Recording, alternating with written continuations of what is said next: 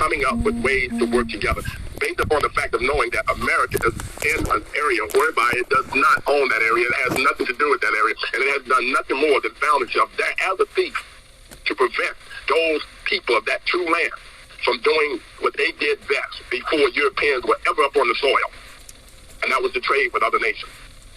The black people, we must, United Nations, stop fooling ourselves and stop making statements as if though we're afraid to admit the truth. The black people, the melanated people that were in the land that is now under what we know to be nothing more, under siege by a bunch of people that migrated from the so-called would-be European world or the European land, came in and stopped a greatest movement on the planet of togetherness, love, truth, peace, freedom, and justice. And that was those black melanated Indians that were there. They keep calling them Indians, and somehow they have stolen not only their identity, but they're trying to steal their position by claiming red people as being Indians or by claiming some other would-be force of nature to be the so-called would-be people of that land as the original people, or the would-be, if they might call them that, indigenous, aboriginal people that were there. And if they look up the word, they find out that it tells them that it was those people that they call Negroes, people of color. They already know. Nobody is confused about that. What I'm getting at right now is the so-called United States of America is no longer. China knows it. Russia knows it. All of the would-be Islamic nations know it, if you want to call them Islamic nations. All of them already know it. They're reaching out to each other, saying now that America is sanctioning them from things in which they once freely traded with that particular area when there were no Europeans there. You know, maybe America's only been around, maybe the United States has only been around for the past 250 years in which they claim. Maybe that's how long they've been around. Because it's obvious that they were not around in the 15th or the 13th or the 1st century, because those people of the Islamic world, those people of the African world, those people that are known to be of the would-be original indigenous people of what now they're calling the United States land, they were around, and they all were trading together. They all were living together. And the ignorance of the white people of the so-called European world now, which is somehow residing inside of the United States of America and presiding over the United States of America's would-be rules, laws, and regulations. And they're about the dumbest, stupid people on the planet. And we must admit not to be afraid.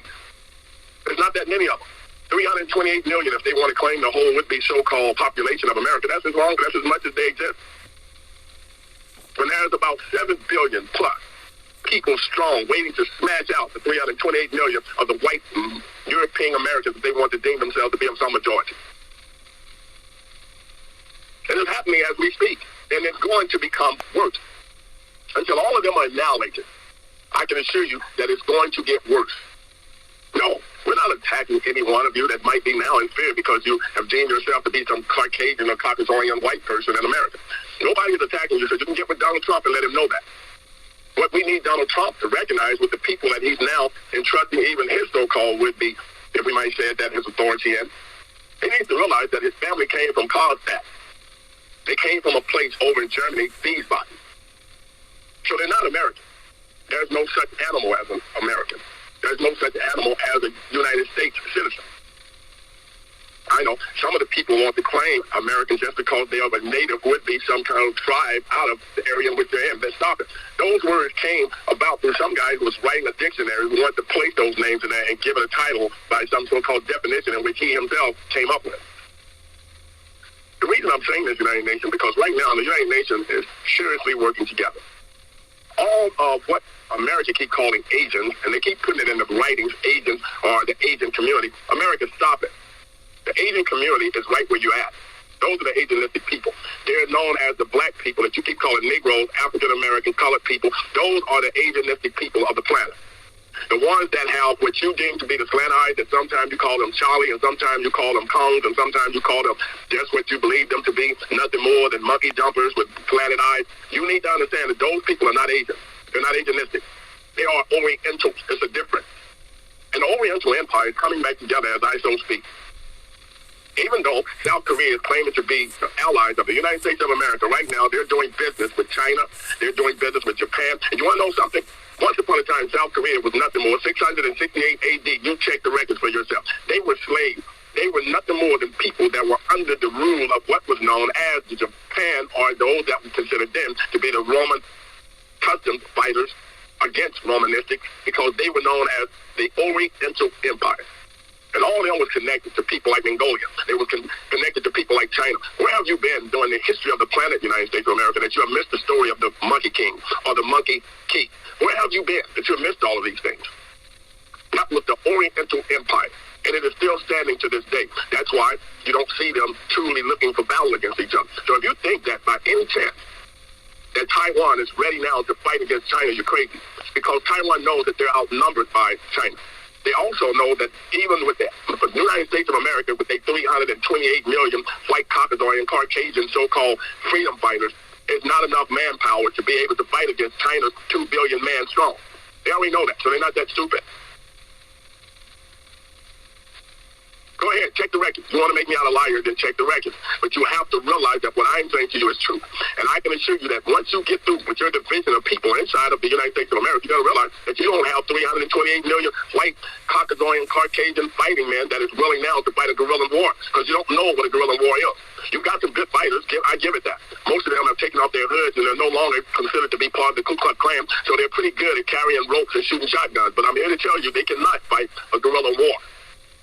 Because they don't know it. And even though you put most of them in the special forces being trained by dark-skinned people, all of that sounds great. At the end of the day, they have not been learned, they have not been taught enough to become the masters, because the masters never teach everything that they know. Better wake up and recognize that you're in a doomed world of elimination, and you're about to be eliminated. You know, as we begin to still wrestle for peace with all the nations, we find ourselves being right smack dab in the middle of ignorance based upon the United States of America only considering itself and concerning itself about voting rights, trying to win over some so-called would-be power vote of the black people or the Negroes, or those they call niggers, that they think they have trained to a point to be like monkeys, that they can put them on a string and play on the accordion and they'll dance to it. I'm here to tell you, you're totally out of shape. You're totally behind time. And it's only a matter of time before you get destroyed. Excuse me if I might say, those niggers that you have that's known to the true melanated people, black people of the United States, are known as Canaanites. And they can't wait to destroy them off the planet along with you. I'm just giving you truth so you understand that what you're doing is not going to help you. And I'm praying to my only God, Yah Allah of the universe, the only God of the universe. I'm praying that people like Hillary Clinton will hear these calls that I'm doing. Because I know that she's so busy still trying to find some way into the White House, she don't have time to truly sit down and listen to the truth. People like Barack Obama, who has the ability to talk to both sides, because he's still totally confused whether he wants to be considered to be black or white, because his mom is still white, and he's believing that his dad is still black. So he's still confused about which side he really want to take up guards with and begin to somehow protect himself. So let me help him out. Get with the niggas, brother, because if you don't, you're doomed. I'm just helping you out. So meantime, you can be prepared to bring back the money that you took from what is known as the world's trust. Because right now, the world is suffering. IMF just now themselves admitted to doing nothing more than taking money, giving it to nations where they know the nations are still in collusion with the most ignorant force of the planet, because they're still being those nations that are becoming unsuccessful, and they're also finding themselves in a greater destruction manner than they were before they took the loans. So I'm not pleading with you. I'm giving you the truth so you can understand what's happening right now and why it's so important for all the so-called would-be past leaders to wake up and come back, because a lot of you are dying right now. And it's not by accident. A lot of you have been injected, like I say again, with what you deem to be a neutralizer for the variants that are coming now more and more by the day. If I might, once again, remind you that I told you for every variant that's out there right now, there's another 28 variants that's following it. Let me say it again so you understand that I'm not just talking to you in reference to perhaps maybe you can do your research and not find it. It's easy to find. For every variant that's out there right now, there's about 28 variants that's following it. So for all the people that are in fear right now of dying of the variant, and I myself can assure you I'm not in fear of dying of any variant, so be it. If y'all decide that I'm going to leave this planet based upon any variant, whether it be of a toe fungus variant, I'm out of here. And there's nothing I will be able to do to prevent that. There will be no vaccine, no jab, no nothing. Listen to me, Francis, hope of the universe. If my father decides that you're out of here, there will be no cure for you whatsoever. So meantime, while you're slapping over other women's hands back in 2019, believing that you had already caught the variant, and found yourself being isolated from the people when you should have been out preaching and laying on hands and curing people. You were hiding out waiting for them to come up with a so-called jab or a vaccine or some neutralizer to save you from a variant that you already knew about 10 years in the making. So stop it. And if everyone now watches you die off from some variant, I guarantee you half the world will find themselves doing nothing more than walking into the ocean, preparing themselves for doom, because they believe that if you can't provide some so-called would-be protection, there is none. And you are more in fear of the variant than they are. You're in fear of homosexuals, and you're one. Excuse me, yes, I said that. You're in fear of them because you don't want to catch HIV. And when HIV was out, you were the first person that went underground with your activities based on the fact you were so in fear.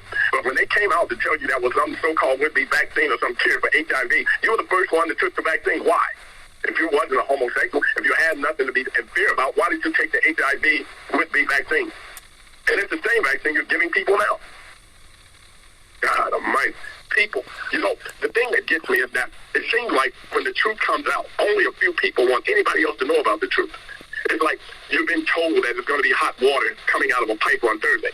And if you get there after Thursday or before Thursday, you don't get the hot water. So everybody don't say anything until Thursday. And then you go running down there to get your hot water. But you don't tell anybody on the day before or the day after that it comes on Thursday. You don't tell anybody. And then you wonder why you die when you get down there on Thursday and the water's too hot.